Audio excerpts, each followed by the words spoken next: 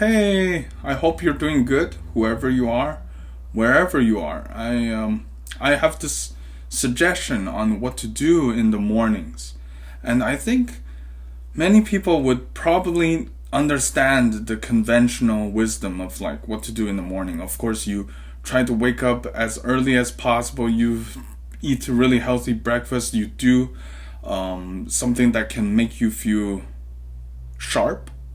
Maybe it's coffee, maybe it's yoga, maybe it's run for like 45 minutes and these are all things that can help you. But I got my own take on this, what to do in the morning. I'd say like watch or read about anyone successful historically or currently still alive. Anyone who's very successful, and you don't have to do it too much. It could be Elon Musk. It could be Bill Gates. It could be a musician in the past, or uh, Abraham Lincoln. It could be anyone, but to someone inspirational. And what it does, it can stimulate your mind. You're into this sort of almost autopilot throughout the day, in which, hey, how can I be successful? And then I will actually suggest even further that you ask yourself in the mornings, especially aside from like watching successful people, like you could ask yourself what to do during the day to achieve what you want. I really think I really think there are so many kinds of people, but there's a pattern to what very intelligent people do. They always seem to be trying to get what they want. They're not that they're more goal tied. They're more goal oriented. They're not tied to people. They do have friends. It's good to socialize with friends. That's like the a big understatement. It's very important to socialize and feel connected with friends. But there should be also sort of like a purpose. So you should also ask yourself in the morning, like, well, what can I do to get what I want? And then if you put them down on a piece of paper as questions, you can sort of guide yourself in a more concrete fashion to get what you want. And I think morning is really a window of opportunity for growth. Like it's before your um who knows, you may be very busy throughout the day. You need to go somewhere during the day, but it's in the morning that you're at your peak.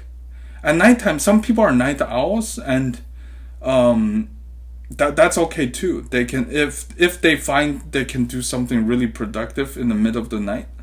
But I'd say morning is a very good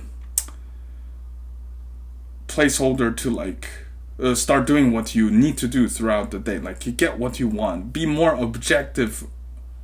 Like you need to stick to goals instead of stick with people. At the end of the life. Okay, sorry, it sounds so dark. At the end of the day, it's not how much you feel you belong that can really make you feel satisfied. I think it's actually how much purpose you've achieved that can make you satisfied. I know there are plenty of research saying that sense of belongingness, connection, and friendship is important. Then that means your purpose should matter much more, because I find if you have great sense of purpose, you tend to attract awesome friends. But just because you have awesome friends doesn't mean you can get awesome purpose from just by being friends with awesome friends, right? Of course, when you have good network, you have great friends, you can still create your purpose in life. But I'm just saying it. My friends, they're all awesome. They don't really distract me from my goals. And I'm just saying, if you get awesome friends, statistically, there's a chance that they have a certain lifestyle that's so fun, or something like that, and you don't pay close attention to yourself, and you don't know your own purpose, and then in life you could actually fall back. um I know I'm very dichotomous. Of course, there's a continuum and so many parameters in between. Like there's whole variety of things, right? You could get awesome friends at the same time, find awesome purpose in life. But I would say, like, if you have awesome purpose, friends will follow. You'll probably land with so many awesome friends later in life. People with a great sense of purpose, they will have they will naturally be very interesting people. And people who go with awesome friends, they can improve their social lives, and maybe their purpose isn't really.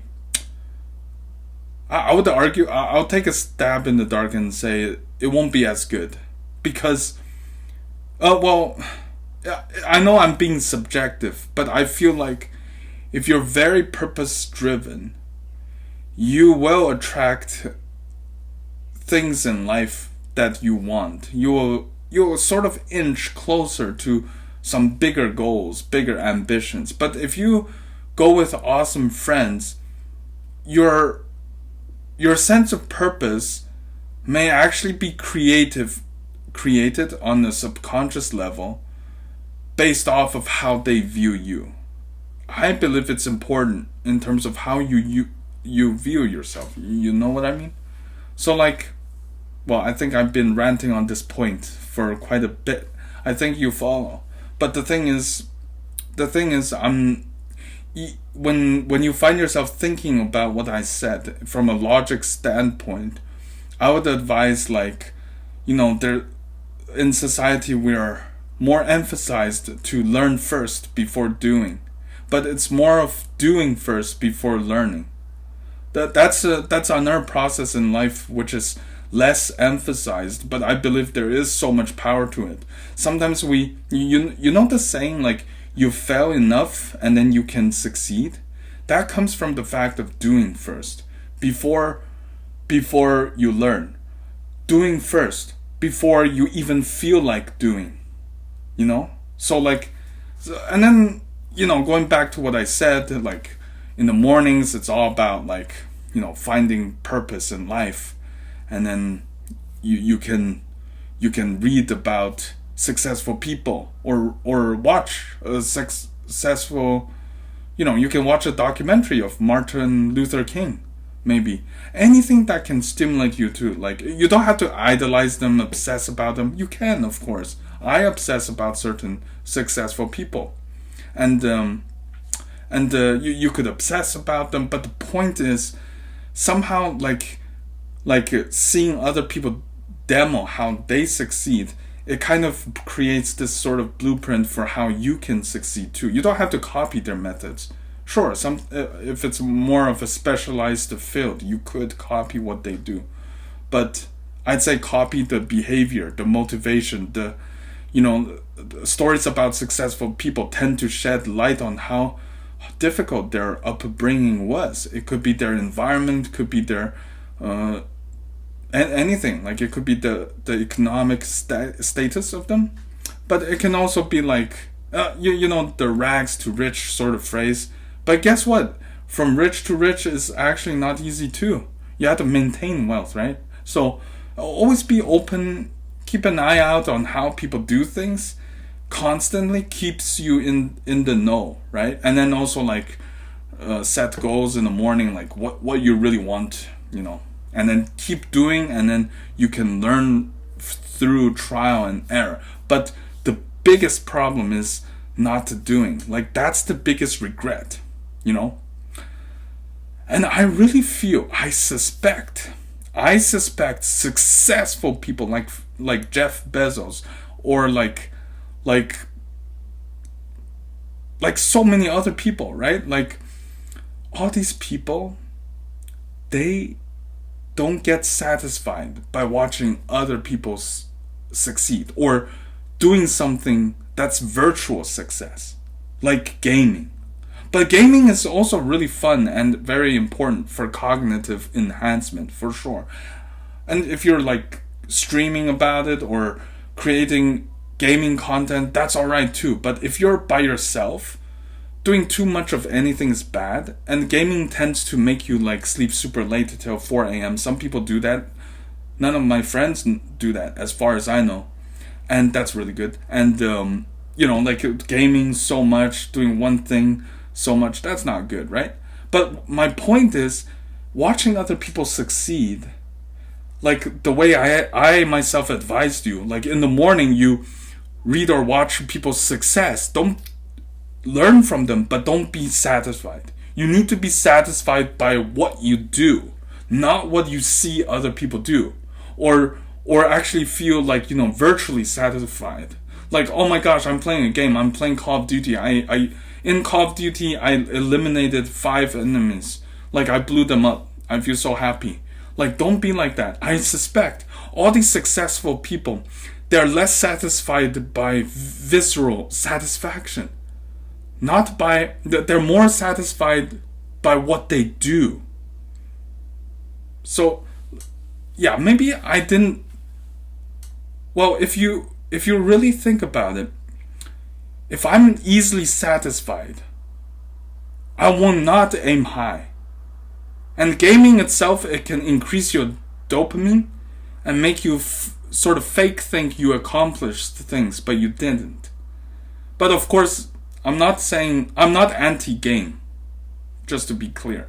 There are many successful people, and I know my friends, some of them love playing games, but all of them, they're like pretty cool in life. They're really achieving the things they need to achieve in life, basically. So like, you get to a certain point of achievement before you get into those gaming stuff. And if you're a YouTube content creator, that's okay too. But if you're not doing content creation and you're just playing your games all night long by yourself, that's not good. It wrecks your sleep, and then you won't be able to do the morning things I'm suggesting. Okay, I was so worried I couldn't tie it all back, but I in real life, my friends would know, like, I sometimes go on a tangent, like there's a topic and then I go on a tangent, So that's one of my other goals. Like, probably the next morning I'll write down, Jason, throughout the day, pay close attention to the conversation you have with your family or friends. Make sure that you don't go off topic. It's a small thing, but it takes little steps to have monumental success. And I really hope what I said tonight can inspire you and help you, and God bless you. And thank you for hearing this video. And have a nice day the next day, and hopefully you can follow my advice.